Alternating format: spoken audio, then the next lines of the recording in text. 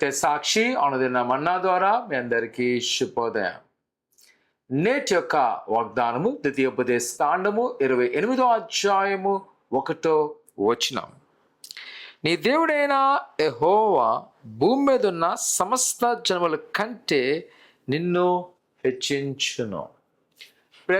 కుమార్తె ఇజ్రాయేల్ ప్రజలకు దేవుడిచ్చిన అనేకమైన వాగ్దానాలు మనం చూసినప్పుడు అవి ఖచ్చితంగా నెరవేర్చబడ్డాయి.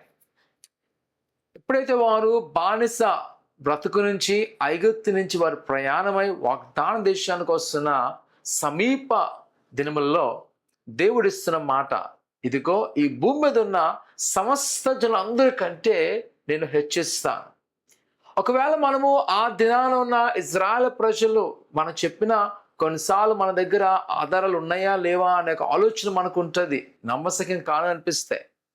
అదే ఈరోజు కూడా చూసాం అనుకోండి, నిజమే ఈ భూ ప్రపంచంలో కానీ చూసినప్పుడంట అన్ని దేశాల కంటే ఇజ్రాయెల్ దేశము హెచ్చుగా ఉన్నది అని చెప్పడానికి ఎలాంటి సందేహపడవసరం లేదు. ఈరోజు ఆర్మీ డిఫెన్స్ అవ్వచ్చు, లేదా టెక్నాలజికల్గా ప్రపంచంలో అందరూ ఒప్పుకునేది ప్రతి సంవత్సరం అంట అత్యధికమైన డాక్టరేట్స్ పొందే దేశం ఏదైనా ఉందంటే ఇజ్రాయెల్ దేశం అంటే.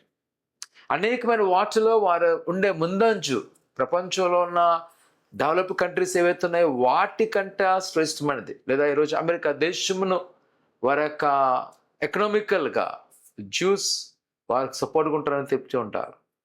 దేవుని యొక్క వాగ్దానం ఈరోజు నాకు మనకు మాతే దేవుని వాగ్దానం ఎంతో ప్రాముఖ్యమైనది.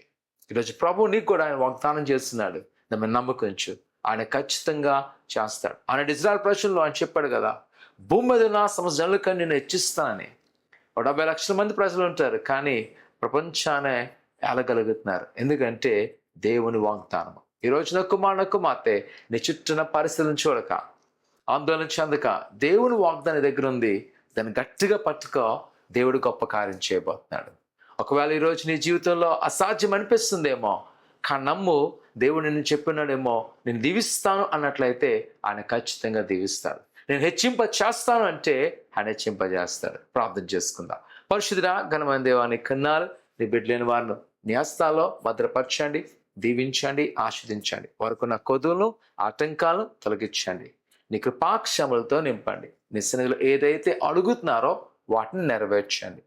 దేవా, నీ బిడ్డల యొక్క వాగ్దానం ఎత్తి పట్టుకుంటుండగా ఆయన వారు పొందుకుటకు స్వాధీనం ఉండుటకు సహాయం చేసి నీ కృపాక్షలు నింపి బలపరిచి దీవించమని యేసు అడుగుతున్నాం తండ్రి, ఆమేన్. ప్రభు సకాలంలో నిన్ను హెచ్చించబోతాడు. ఆయన యందు సంపూర్ణమైన నమ్మకం ఉంచండి. దేవుడు దీవించును గాక. ఆమేన్.